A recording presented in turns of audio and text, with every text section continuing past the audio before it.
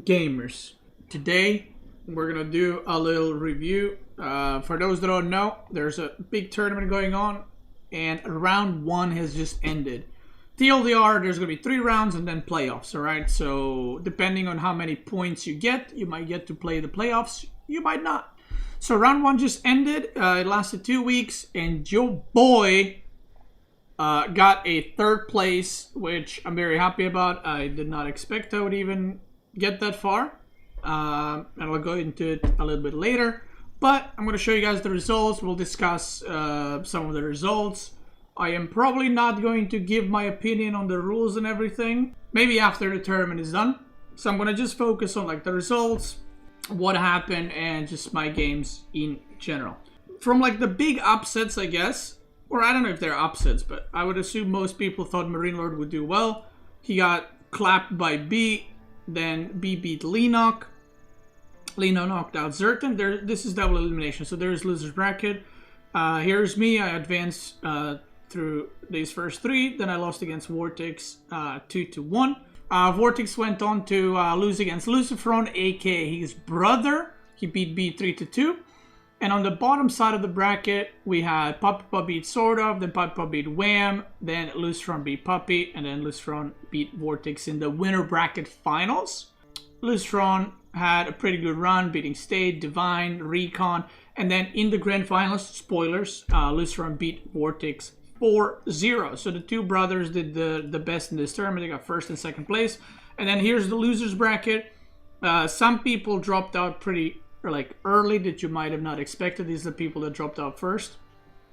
Kazu did not have a great run, but I'm sure he'll do a lot better this time around. Oh, Salami dropped out pretty early, actually. I didn't even know. But yeah, here's the losers bracket. As you guys can see, State had a pretty good run from all the way here. And then Wham clapped his cheeks. In the losers bracket, once Marine Lord fell out and once I fell out, Demazen lost to Garnath here. Magic lost to Lenok.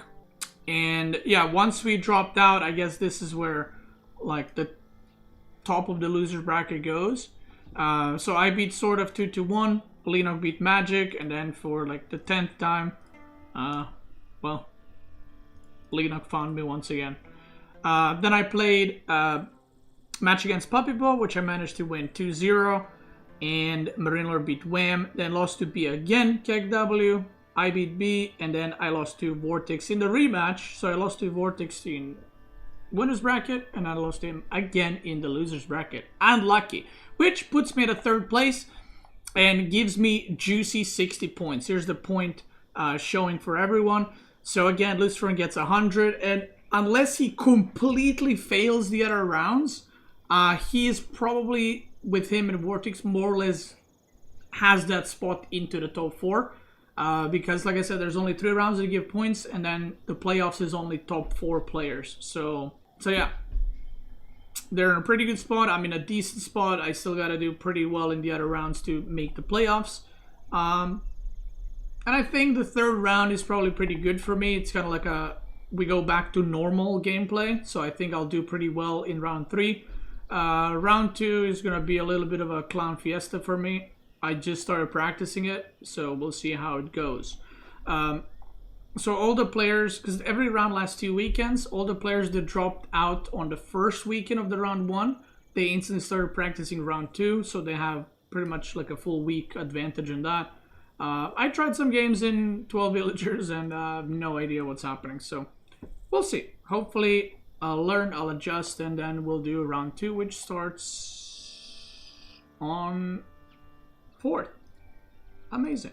So let's so I don't have access to the replays because the replays are already gone. You know, I know before they go away pretty quickly. So I'm just gonna discuss through the results if I can remember what happened. Versus Vortex in game number 1. I have 3 games to show you guys in here, so I don't want to go through like every single game. In the winners bracket, the first game was a Delhi Mirror, which I won pretty straightforward, I would say. It was, I think it was Tower of Victory versus, I think he went Dome of Fate, but I'm not actually sure now. But yeah, I won pretty smooth, I would say. Then we played Holy Island, and this is where Vortex just clapped me real hard. The two brothers, Vortex and Lucifer, they play against one another, and they had this Rus Omega cheese build for, I guess it's not, I mean, it's a cheese build, but it's also like just a normal build. I don't really know what to call it. It's not an all-in, it's just like very, if you don't know that it's happening or what's going on, you're gonna die. And, well, I did die. So the build is basically like, they get 2 fishing ships on Holy Island, which is a water map. Then they rush feudal with like 8 villagers, and they transform the 2 ships. But they don't chop any wood in between, like aging up and attacking. So the timing is like insanely fast. And I literally never played against it. So I got caught off guard completely, and I got clapped pretty hard. And then Hillendale, it was China against Malian. He actually went for trade, and I had a really good start where I scouted immediately. And I thought I can still go 2 TC Song Dynasty and kill it. Apparently I couldn't. It almost happened, but I think my mistake was probably going 2 TC in the first place. So, yeah, it is what it is. Then when I got to the losers bracket, I had a game against Sort of. I mean, this was 2-1. It was pretty close. I think Sort of is pretty good. And it was pretty close. I don't actually remember the games because I can't see the matchups and stuff here for whatever reason. Then me versus Lenok. First game was Cauldron Mirror, which was a pretty funny one, actually. The reason why it was a pretty funny one is because I tried to do a little cheese where I pulled 3 villagers on the start and attacked these villagers building a dock. I killed 1 villager, but I'm not really sure if it was worth it. And then we had docks next to each other. And then I went second TC with Tower of Victory, and he just kind of rushed castle. So it turned into like a kind of like a mid to late game Delhi versus Delhi game, which was weird because you don't usually see that. So yeah, the 2 TC eventually, you know, paid off big time, and Tower of Victory, because he went Dome of Faith, and Tower of Victory over time, obviously 20% attack speed on my range units and melee units is really, really good. So any straight up fight we had, I was winning and, you know, managed to get the win. And then Dry Arabia was Ottomans versus Holy Roman Empire. This one was actually pretty close. He actually got on top of my chapel with like crap load of units, but I rushed Imperial. So I was just making Imperial units, and I had like 30 villagers garrisoned for like 2 minutes straight. And then my Bombard Towers upgraded. I managed to slowly push back. It was actually a pretty close, pretty Monka-esque game, but I managed to win. So beat Lenok again and advanced to play against Puppy Paw. Games against Puppy Paw were, I would say, pretty straightforward.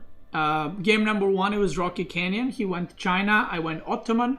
Rocky Canyon is kind of like a Dry Arabia style map. And I just went for the Ottoman all-in with, you know, Sipahi Archer kind of shit. He did not manage to defend, so that was a quick. Second game was in Canal, which is kind of like it's a hybrid map. There's some water, but it's not like a full water map.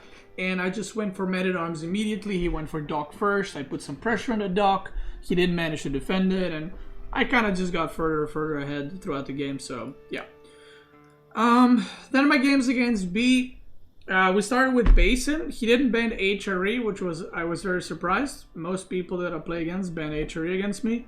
So he let HRE through, so I was like, oh, maybe he has some strat plan or something. I don't know. Well, turns out he didn't.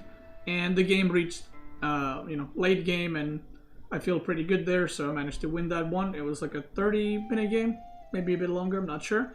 Then we had Dry Arabia. This was a funny one. This was literally feudal denting into each other for like 30-40 minutes, which was pretty funny. And in the end, he won it. And then the last game was another feudal all-in game. There was a lot of feudal all-in games in this round. Yeah, the last one was a bit weird, and it's something that I practiced how to play against this a while back, and it kind of paid off here. He went for China, 1 TC Song, Mass Chukunu spam, like literally no spears, no horsemen, nothing. And every time he got out, I just managed to get good surrounds, and I managed to, have pretty good trades, and eventually I won the game. So these two last games are very action-packed. The Basin one starts off slow, but is pretty action-packed. So, yeah. Then I played against Vortex in a rematch, and this is the losers bracket finals. It was a best of 5. I mean, we're going to go through these games. So the first game I actually don't have because, like I said, my match history, the matches are gone. So we're going to start with the second game because the first game I do not have. And the first game was Basin Ottoman versus Delhi. It was feudal all inning again, and he just played it better, and that's it. So this is game number 2. I think throughout the tournament I played okay. You know, I didn't like, even when I lost against Vortex in the winners bracket, I didn't feel like I played bad. I just felt like, oh, you know, he played well, and also I played against 2 strategies I've not played against. And obviously Vortex and Lustron always prepare builds and do really well as far as that goes. But this day where I played against Vortex, which was on Sunday, I felt I played really bad. I think Vortex definitely deserved to win. Don't get me wrong. Like, it's not like, oh, if I played a bit better, I would have won. But I played really bad. And you'll see through the games that I'll show you guys. Like, I was floating so many resources. Just some really dented decision making, I would say. So, here, I thought he might go for trade again. But he actually just rushed castle. Which I did not expect. I was expecting trade. I went 2 TC. And I kind of wish I made more longbows here, because I feel like if I made 10, I would have probably stopped the gold mining. But yeah, like I said, I generally thought he's gonna like go for trade or attack or something, because that's been the Malian meta in the tournament. But he just decided to go back to the good old. So right here, I'm rushing castle because I realized, or rushing castle, trying to get to castle because I realized he's doing that. So at this point, I felt pretty like good. I felt fine, but yeah, my gameplay just went to shit here for whatever reason. So I went for TC here, which I like, because it protects this gold, it protects this wood line, so I thought that TC placement was great. Maybe I should have gone for, I mean, you can already see it here, like I'm not constantly producing villagers, my economy was kind of screwed, you'll see what I mean in a second. But I should have probably went white tower here, like, I don't know, fucking here or something. Maybe here, and because I have 2 TC, right, and he's not trading, so if I went white tower, I would have had like a, you know, keep basically and a unit production center. But instead I went for 3rd TC because I thought, oh, I'm chilling, you know, he can't kill me. Spoilers, he can. So yeah, this is where it's like I played bad, but in game I felt good about my position. But you can see like idle time on a lot of the production stuff. Look, more idle time. My economy was kind of screwed, and I feel like going horseman here was a pretty big mistake. I should have probably went like spear, man at arm, or something like that, because I was super defensive and I was super greedy. Look, idle time. So I should have probably just went barracks, more idle time. That's what I mean. It's just pretty bad macro. And you'll see me floating a lot of gold soon and shit. So yeah, I felt like I should have probably just went for spear, man at arm, and then just have a crap ton of longbows here. The first attack that came, I was pretty much fine with it because it was just a bunch of donzos, which I'm not sure why he made so many. But yeah, he tries to kill this. I managed to push him back with longbows. I got +2 attack. And again, I'm just super struggling. I'm getting supply blocked. Barely producing. I don't have enough food right now. So I'm not really constantly producing units either. Like my, I mean, I'm producing now, but my stables and stuff is kind of idle. He goes for attack again. And I thought I did pretty well here, actually. Like, I thought I won the game here. Because he lost a lot of units. So I was like, oh, GG. Like, that's probably game kind of thing. And I don't really know what the fuck happened. I don't know if I just stopped producing units completely. But you can see, like, I'm barely producing units. Like, I'm on 3 TC, and I'm producing, like, 2 longbows at a time, and that's it. Where I should be having, like, another 16 farms, probably, just spamming food and stuff.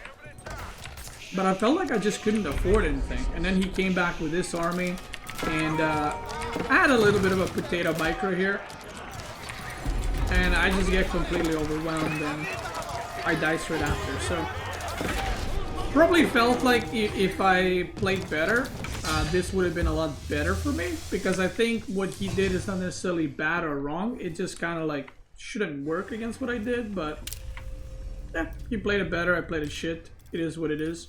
Golden Heights is the map that I won, because I lost 3-1 in the winners or lose bracket finals. And I think even though I had 3 TC, maybe they didn't quite like pay off quite yet, because he does have gold pits that give passive income, right? So this game, he didn't ban my Mongol, and he picked Golden Heights. So this was actually his home map that I picked. So he goes with 2 villagers here. He was, I guess, trying to snipe my villager. And here he goes for the duck. I went for the horseman. And basically, if you just make horsemen, and you can break the dock, and you know, you can win the game. So that's what I did. I'm gonna just speed it up. So he's trying to like shoot every time, like he's like shooting and fishing, but I had con shooting at his villagers. So I start my own fishing. He tries to break through, and he reaches feudal. I managed to kill this, but it was kind of monka-esque. He tried to run away with the villagers, and I catch both of them, which was pretty nice. So yeah, I lose a lot of horsemen here. I get the arrow slits, and this was really bad played by me, but he played it pretty well.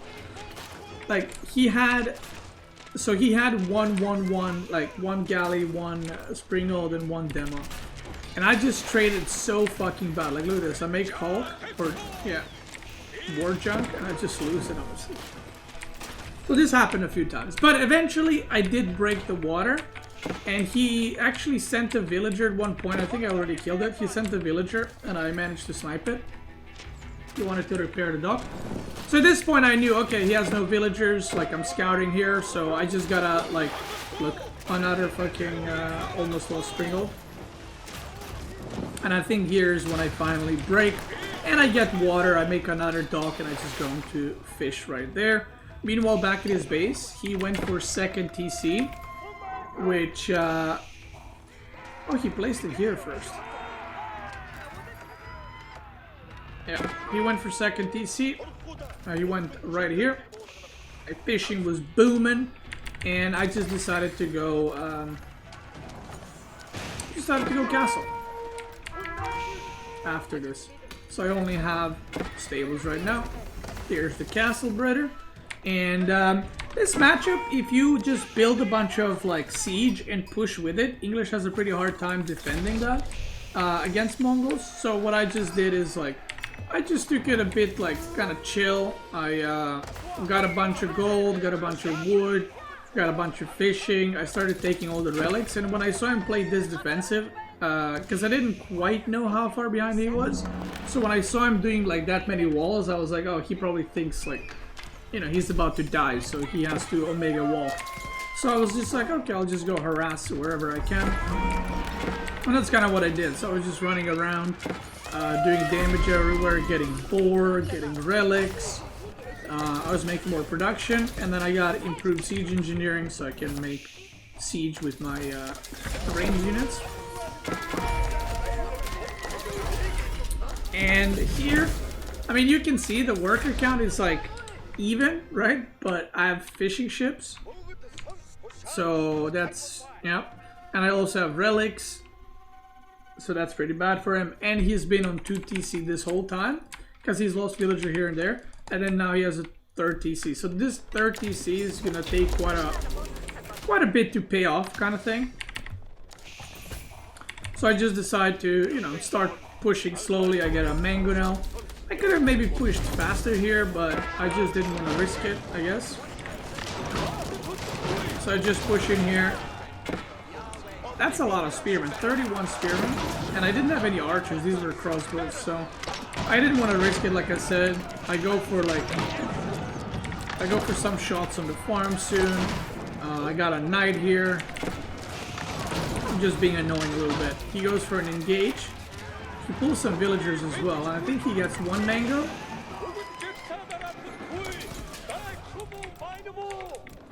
And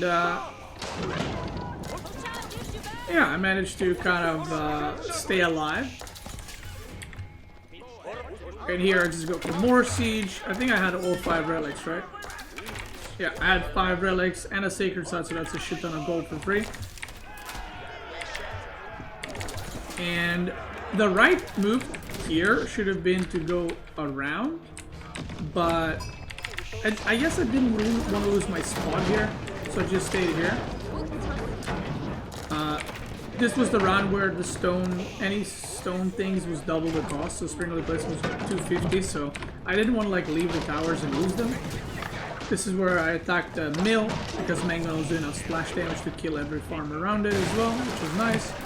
And then, obviously he has to go for an engagement, because, you know, I have Trebs destroying his stuff. So he kind of has to go for an engagement, and obviously I know that, so I was kind of ready to react. And when he did, even though he had a lot of spears, I actually transitioned into a lot of archers. So I had 17 archers, which are gonna like mow down these spearmen. Mangonos and the longbows. Whoop. And slowly but surely, we've done it, brother. Wow. Did I know about the bottom farms? Yeah, I saw them when I moved my units, but I was like, yeah, fuck it. I'll just end the game. And then the last one was, oh, not that one, it was this one. This one was pretty funny. Yeah, so this game was, by the way, Vortex and Lucifer, I think they're probably going to pick Holy Island for the rest of the tournament as their home map. I think this is like a map they practiced way more than anyone else. I mean, nothing really happens, right? We're both just making fishing ships, poggers. He had way more. His opening was better. I don't know. Like I said, I played pretty bad in this series specifically. I didn't feel like I was playing my game, and I just kind of made some dented decisions. So you'll see how I lost this one. It was pretty funny. So here I see that he's making men-at-arms. I have Barbican on the goal.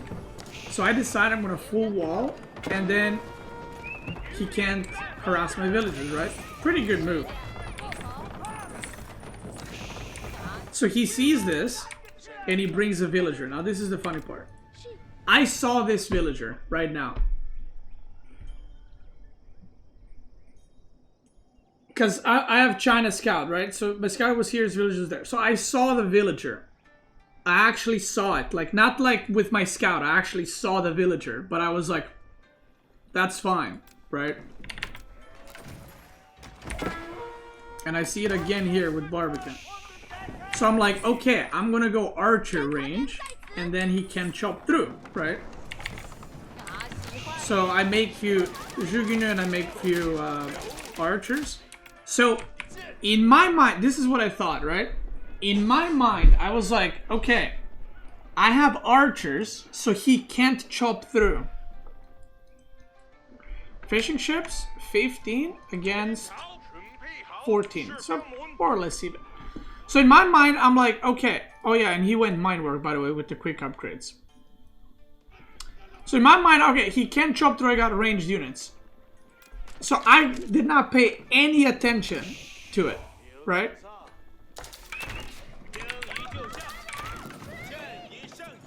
And he just chops through anyway. Kick W.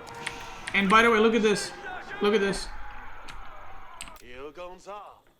Now I can see it. But on the first chop, I didn't see it.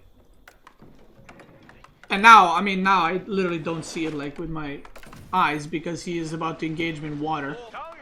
And,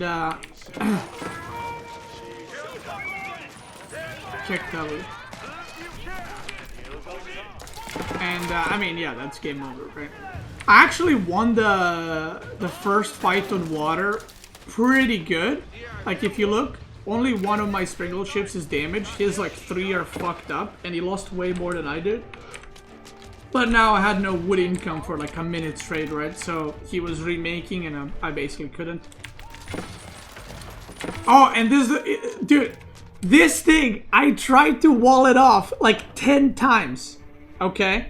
I tried to fucking wall it off, and it just I couldn't wall it off. If you ever played AoE before, you know what I mean.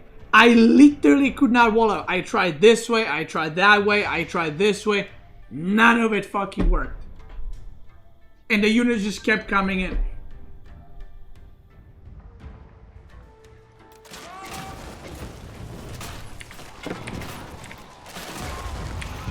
Oh yeah, let me show you this.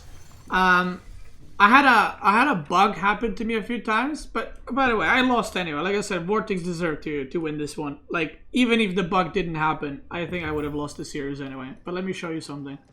This has been in the game for a bit, and it's still not fixed. If I was playing like a lot better, and this was like a 2-2, and this is why I lost the series, I would fucking ball so hard. But I just found it funny, and then I was like, alright. 3rd place is pretty good. Don't tell me the sheep bug? No, look at this. I'll show you. But yeah, overall, I think Vortex played better, and I think Vortex and Lustron probably deserved the top 2 out of all the players. I think they prepared, like for Holy Island, they had really good builds, so they prepared like unique stuff for some maps. And yeah, I think they practiced the most as well. And they played it the way you're supposed to. So yeah, let me show you this. So the bug that I had is the demo ship bug, which if you select demo ships and you right click or aim move, sometimes they stop. Not always, but sometimes. So what you're actually supposed to do is you're supposed to take, like, let's say this is a demo, and not right click or aim move. You're supposed to drag them here and manually like detonate them. So I'll show you guys where it happened. Like, I think once the villagers got in, by the way, the game was over. Or, yeah, once the men-at-arms got in and, like, killed a bunch of villagers, the game was over. Maybe I would mold if this didn't happen. And then I lost the water battle because of it, but I lost so many villagers here, like 7 or something. So check this. Do I have a demo yet? No, I don't. Okay, I'm making a demo right now. I don't know if it's the first one or after. No, I think it's after.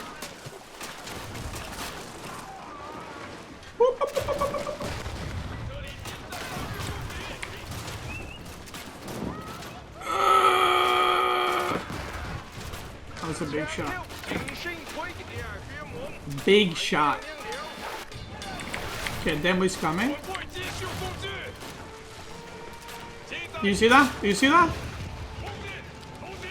Do you see how it stopped twice? Even though it was going? Because what I did is I selected it and I right clicked on the thing. And then it just stops moving. That one probably wouldn't have landed anyway, I think. But then I think it happens again. Oh, not that one. There's a fishing boat. Stop it, fishing boat. Okay, here we go.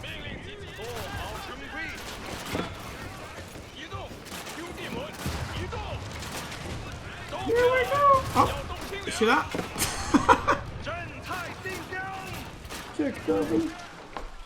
But yeah, it was lost anyway. I just found it funny. Like, imagine if the game was like, yeah, at this point the game is over, right? So the demo ships wouldn't have mattered. Oh yeah, and I managed to wall off in the end, actually, progress. Water fight. But that bug's so fucking annoying.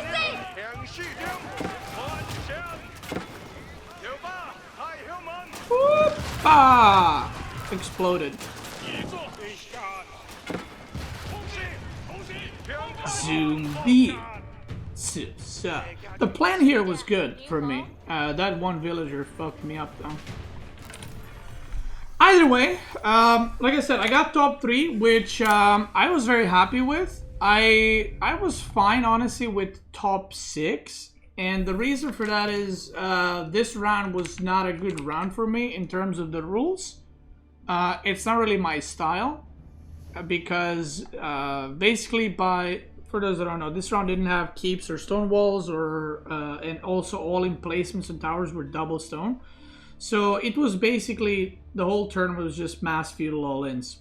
Because even if you get to castle with the macro civs, you actually just die because you don't have a keep to kind of hold back the enemy until your economy kicks in. So I had like 3 weeks before the tournament started to basically change my style completely to just a bunch of all-inning. And I think I'm probably one of the few players, to be honest, that plays like more macro oriented. I would say probably another player that plays similar in that regard is probably the Muslim. Like, he plays more macro. It's not to say that he never does feudal all-ins, but you know, he does play more macro oriented, and it's very difficult to, like, whenever you're like, okay, I should go castle, to be like, no, I should just keep all-inning, and well, also Marine Lord also plays, I would say, more macro, yeah.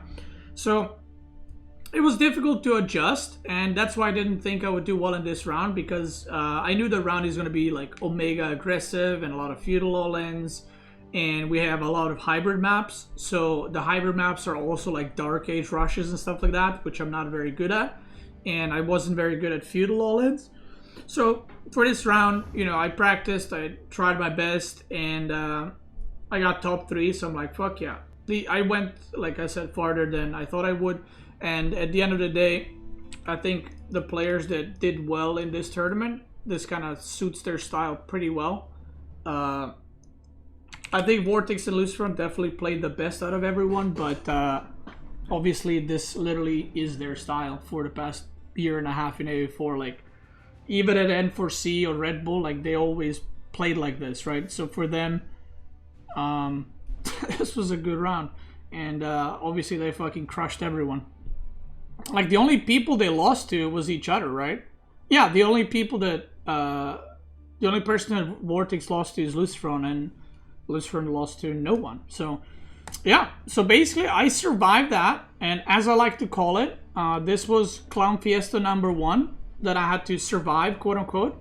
And the reason why I say the word survive, by the way, is because if you look again, the top 4 players, so this is round 1 points, then round 2 will have equal split of points, and then round 3 will have equal split of points as well. So when I say survived, I mean, like, my goal was like top 5, top 6, because you get 30 points, which is a decent amount. And if you manage to get to playoffs, it's top 4. So I need to have top 4 highest points. So I survived this round. That doesn't really favor me, or is not my style necessarily. The next round I also gotta survive, because the next round that we're playing this weekend, and that I got 5 days to prepare for, is the 12 villager start round. Now, I played some games already, like I said earlier. I have no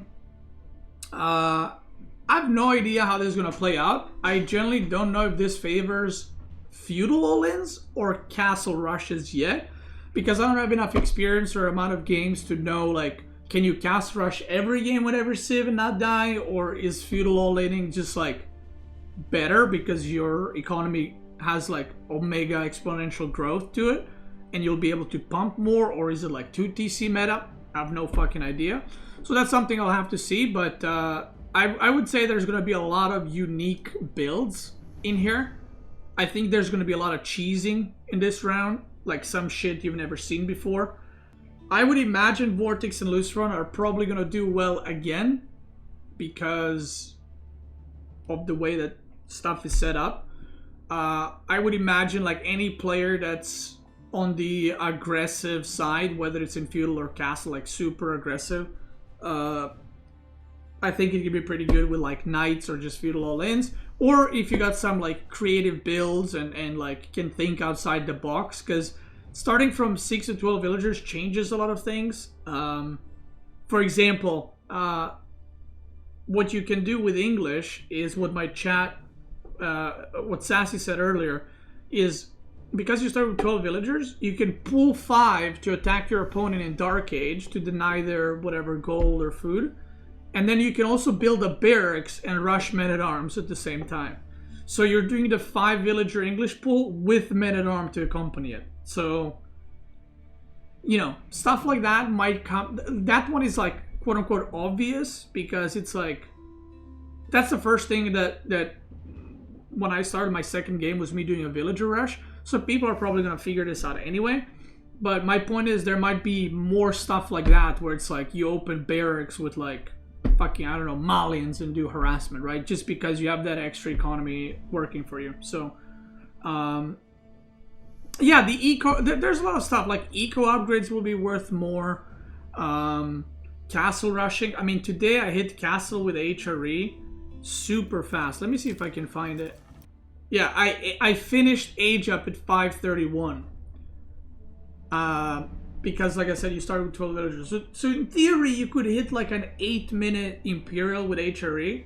And I also had a game with English where I hit 12-minute Imperial as English. So, you know, those kinds of things change a lot. And I think because there's so many civs and there's so many variables, I do think anything can happen. And I think in this round, some people are going to go for castle rushes, some people are going to all in, some people are going to do cheesy shit in Dark Age, so let's all hope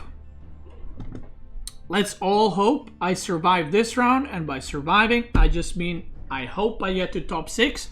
If I do get to top 6, then I think that should be good for me, because the round 3 is the round where I will be feeling more at home.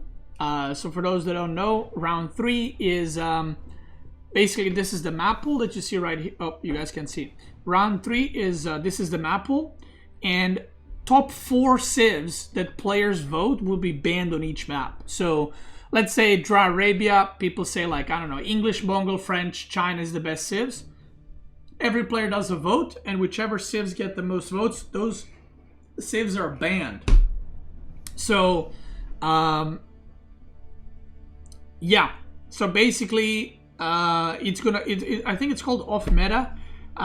So every one of these maps will have specific civ bans per map, right? So it's not gonna be like those 4 civs on every map. It's gonna be per map. The best civs are gonna be gone. So for example, on Holy Island, it's probably gonna be like Rus, China, HRE, and let's say English are gonna be banned. So you're gonna have to play like Abbasid, Delhi, Mongol, Malians on it and stuff like that.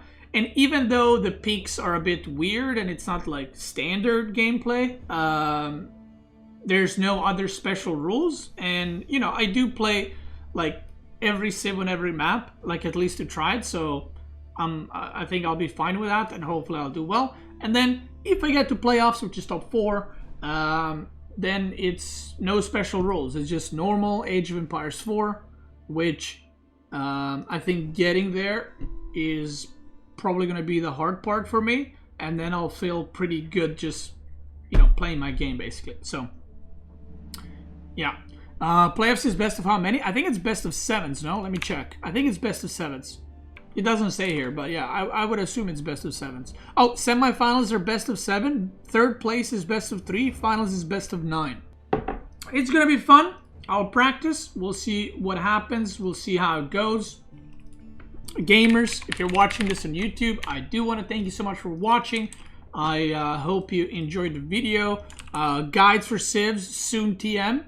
I do want to record guides, but also have to practice for the tournaments at the same time and stream, and I gotta attend to, you know, Twitch and babysit them as well. You know how it is. But if you're watching on YouTube, check out my Twitch channel. I'm probably live right now. Twitch.tv/Beastyqt. If you're on Twitch, also tune into my Twitch so you can watch my Twitch twice. YouTube gamers, thanks so much for watching. Have a good one. Twitch gamers, let's keep going.